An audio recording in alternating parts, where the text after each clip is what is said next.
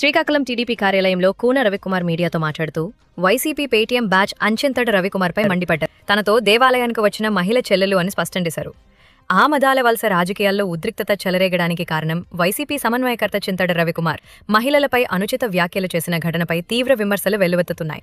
TDP MLA Koona Ravikumar మహిళలతో కలిసి media సమావేశం నిర్వహించి వైసీపీ నేత తీరును ఏకిపారేశారు. మహిళలను అగౌరవపరిస్తే పుట్టగతులుండవని ఘాటుగా హెచ్చరించారు.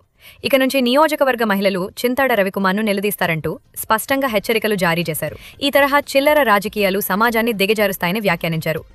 ఇకపై ఈ రకమైన అప్రజాస్వామ్య ప్రచారానికి చెక్ పెడతామని కూన రవికుమార్ తేల్చి చెప్పారు.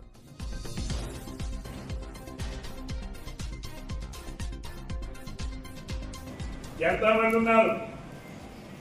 25 మంది ఆ రోజు ఒంటిమిట్ట దేవాలయానికి, కేరళం హైదరాబాద్, 4 చెన్నై, తమ్మడి మన శ్రీకాకుళం, ఎంత మంది వచ్చారే. ఇది నేను అడుగుతా ఉన్నాను. ఒంటిమిట్ట అనేటటువంటిది ఒక దేవాలయం.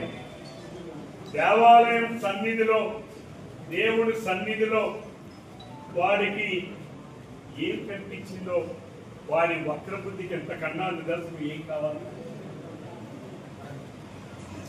నేను మీడియా వాళ్ళకు కూడా చెప్తున్నాను, విజ్ఞప్తి చేస్తున్నాను.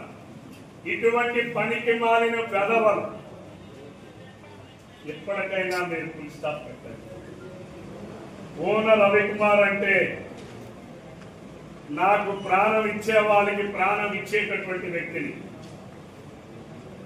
ఒక సమస్య అంటూ నా దగ్గరికి ఎవరు వచ్చినా, అర్ధరాత్రి వచ్చినా, ఏ సమయంలో వచ్చినా ఆ సమస్య పరిష్కారం అయ్యేంత వరకు ఆ సమస్య కోసం పోరాడేటటువంటి వ్యక్తిని.